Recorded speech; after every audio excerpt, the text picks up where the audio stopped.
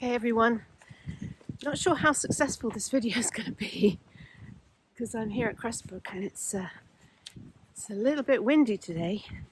It's a very definite feel of autumn in the air, change in the seasons. I'm really feeling that slightly chillier and breezy today, but beautiful nonetheless.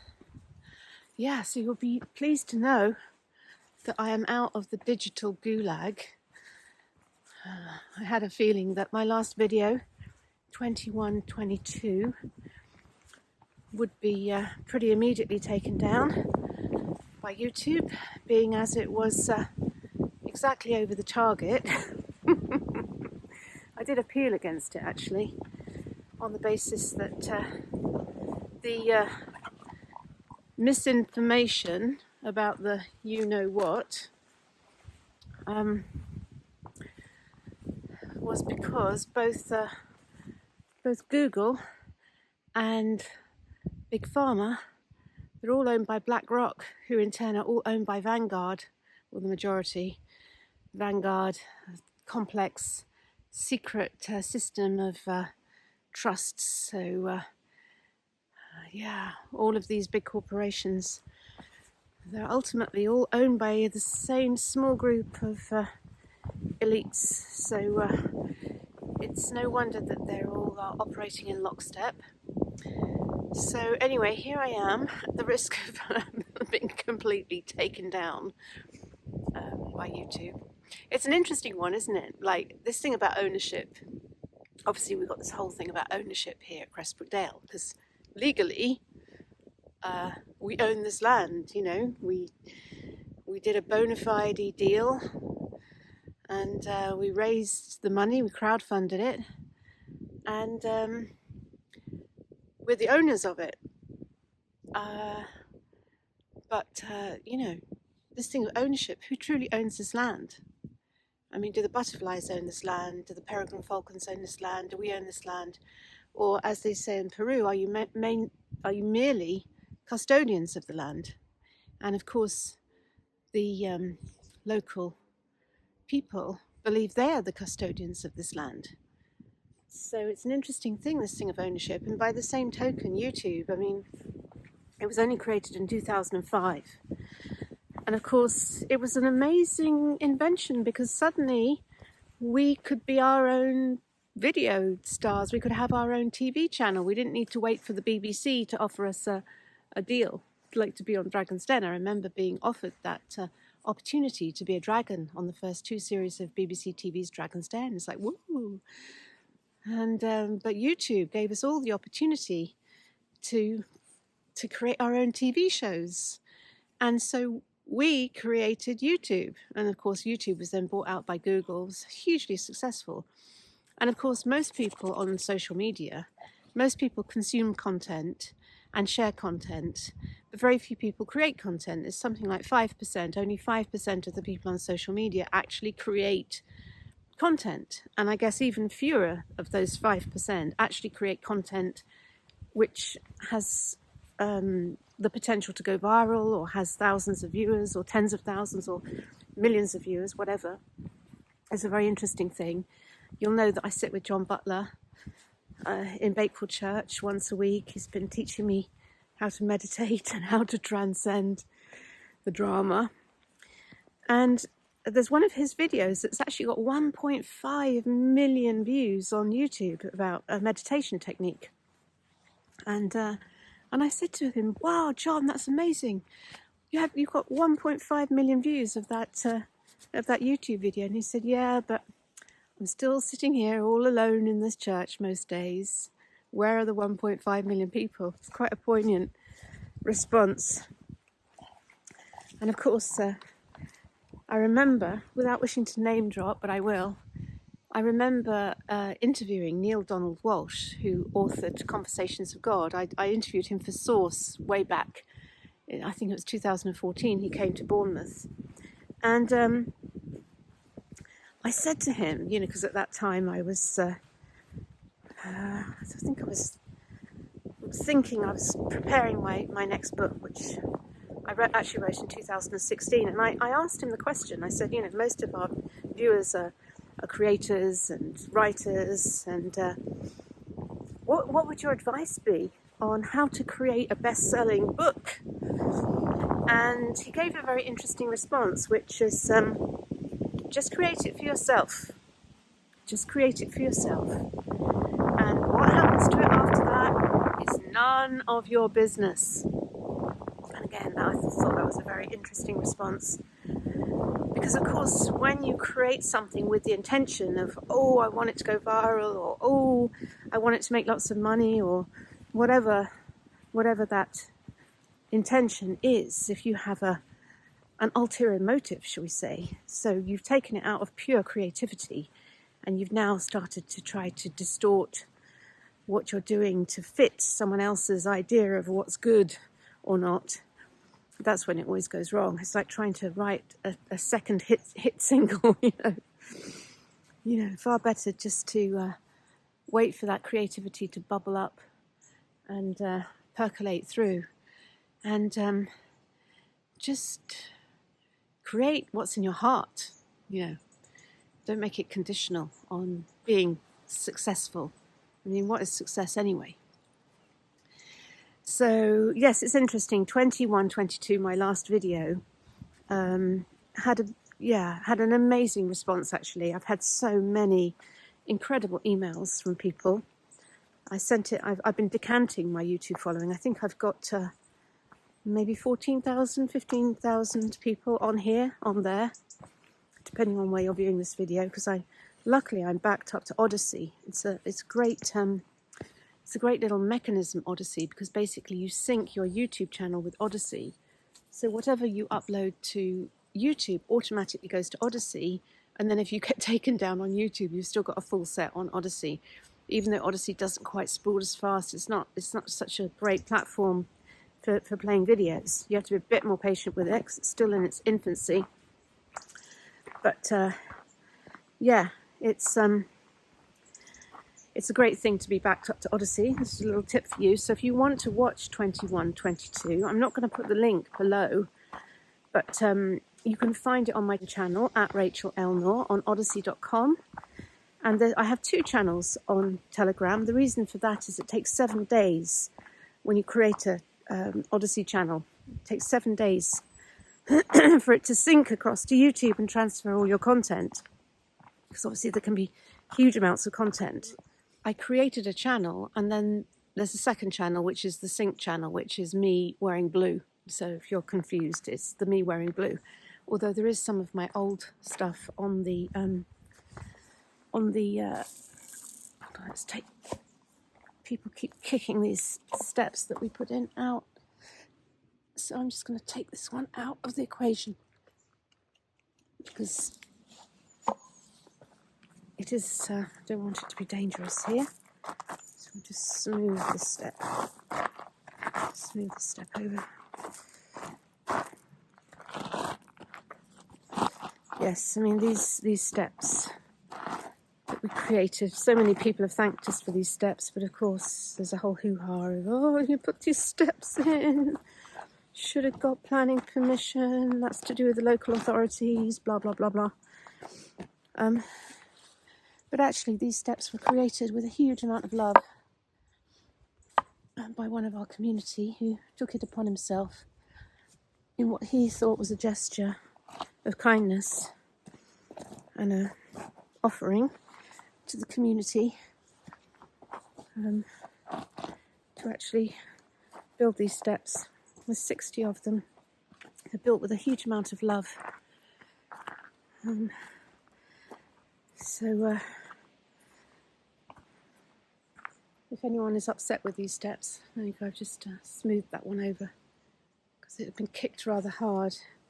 They're actually really beautifully made, these steps. A lot of effort went into these to make this walk. It was just a slippery, muddy slope. It was very treacherous. So it's so much easier to walk down here now. So thank you. I won't name that member of our community who did that. But thank you for doing those so beautifully. And of course, they're not quite finished because what they really need is an eco-friendly stain, dark brown. Probably would have been easier maybe to stain them before they were put in place, but maybe we will. That's something that we will do at some point. And of course, the grass will grow and they will blend. Everything always looks a bit stark when it's newly installed, doesn't it?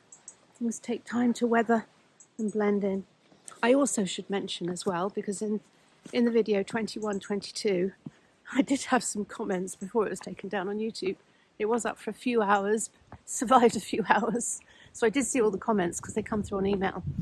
And someone's like, make it clear that you did not write Behind the View, the book that I was reading from. Well, it wasn't the book that I was reading from. Obviously it was a spoof. It was the 21-22 version of Behind the View about Cressbrook.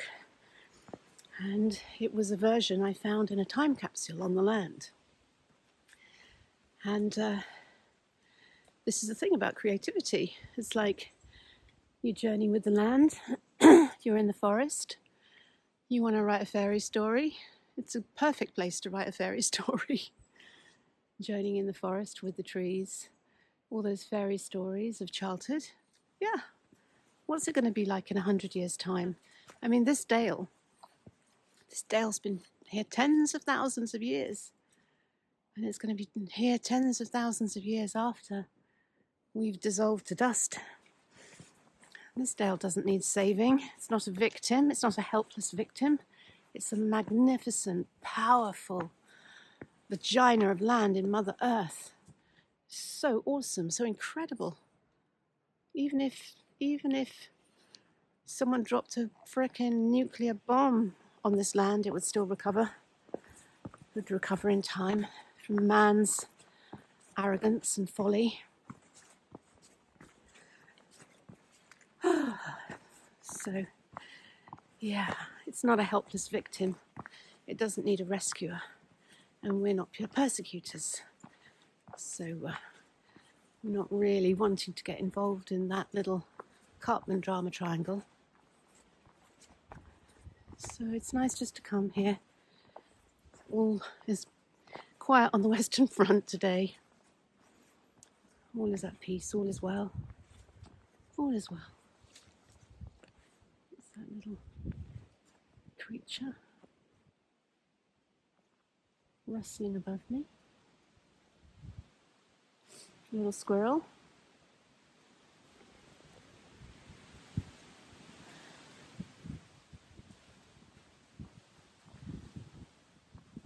So, what else to say? Yes, so the Behind the View book, it was written actually in 2005. It's a very fascinating history of Cressbrook. And I was also contemplating as well, because on my travels, probably know that if you follow me on social media, that Dean and I went to Lindisfarne, to Holy Island, because we went to Blackpool and we just said, it's so great to come to the sea. And I said, there's some great beaches in Northumberland. So he said, come on, let's go. He can only go for a couple of days because he's a farmer. He's has to look after his cows. So we just went for a couple of days and he said, come on, let's go to Holy Island. And I'd never heard of it. And I'm like, I looked it up. So, that's Lindisfarne. Wow. Didn't know anything about it. So, of course, we went there, booked into this really beautiful little kind of Airbnb type bed and breakfast house, a room in someone's house. Really sweet, not far from the coast. And then went out to Holy Island and, of course, saw the whole of Lindisfarne Priory, which was created by St Cuthbert and St Aidan. I'll have to brush up on the exact history of that, but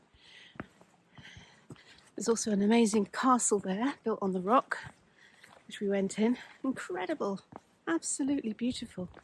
Stone, everywhere stone, natural stone, and kind of herringbone terracotta tiles on the floor. Absolutely beautiful, exquisite castle, built on the rock overlooking the sea.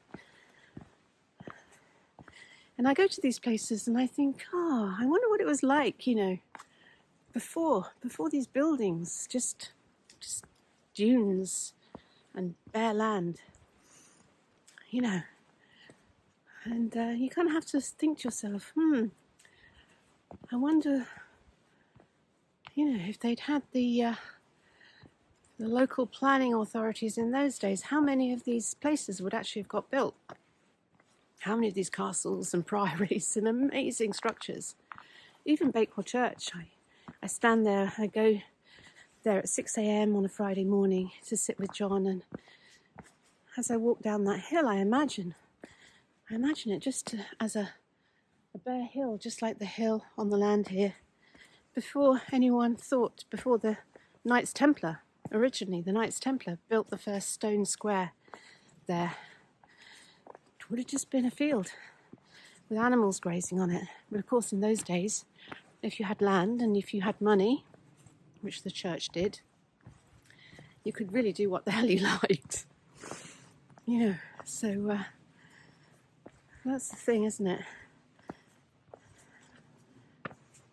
Places become living museums, as someone said to me the other day. Nothing's allowed on land, then the place becomes a living museum. I mean, even Cressbrook itself would have been just like this dale, just forest and plateaus of grazing land with sheep and cows, people farming it.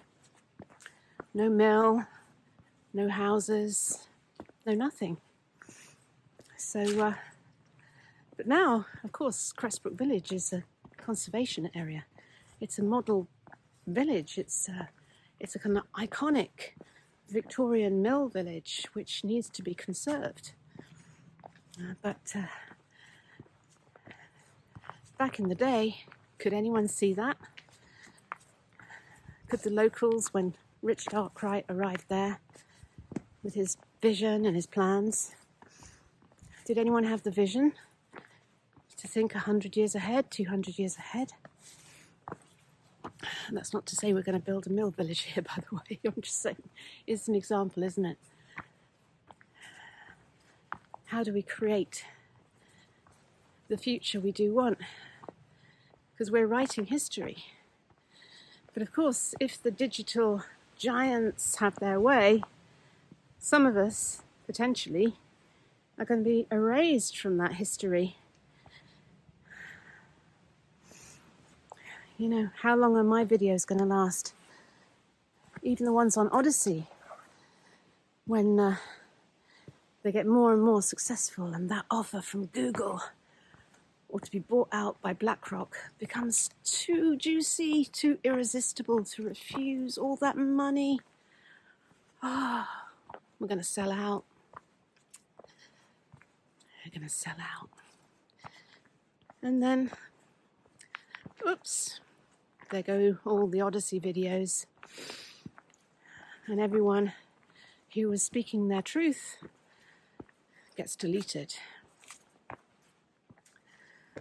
So, history, our future generations, will they even know that people like David Icke or Max Egan, Rachel Elnor, obviously lots of names far more high profile than me, James Dellingpole, Richie Allen, all the people speaking out. If the World Economic Forum, if the tiny group of billionaires has their way, will anyone know that we even existed? So these are very interesting times, folks, and it's not the first time in history that things have been deleted. Think of the Romans burning the Alexandrian Library in Egypt, trying to destroy all the metaphysical wisdom of the ages, burning the scrolls. Think of the Nazis burning all the books, trying to destroy the knowledge, trying to brainwash the people. Mass formation psychosis, as Matthias Desmet describes it. Very interesting video. If you haven't seen it on my Rachel Speaks Out Telegram channel, take a look. at Matthias Desmet, talking about mass formation psychosis, how you can whip up a frenzy of hatred within a community, so much so that the frontal cortex, the logical brain, is completely switched off, and people will start acting against their own interests to fight an enemy or a perceived enemy. Very interesting dynamic. And so many of us under the spell of mass formation psychosis at the moment. So, just bringing the light of conscious awareness to all these things. Super powerful, super empowering.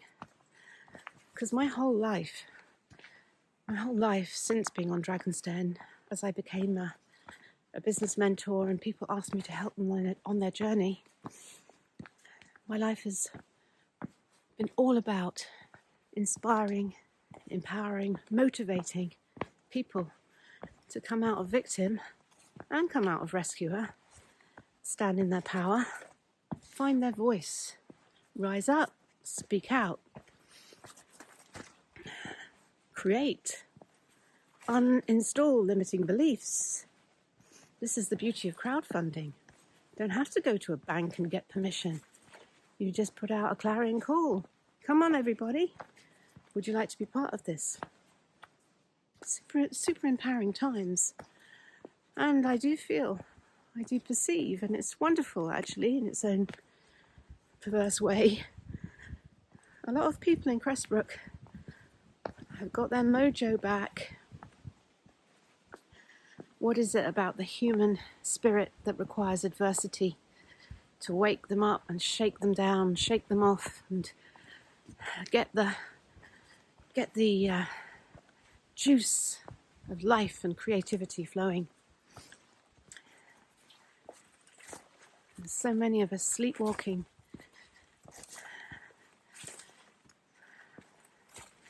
Sleepwalking over the edge of a cliff right now. And lots of people saying, wake up, wake up. Can't you see what's going on? So in whichever way you are waking up, and if I can assist in that process, then I'm happy to. And I thank everyone on my journey who has assisted me on the way too. Sending you all so much love. Bye for now.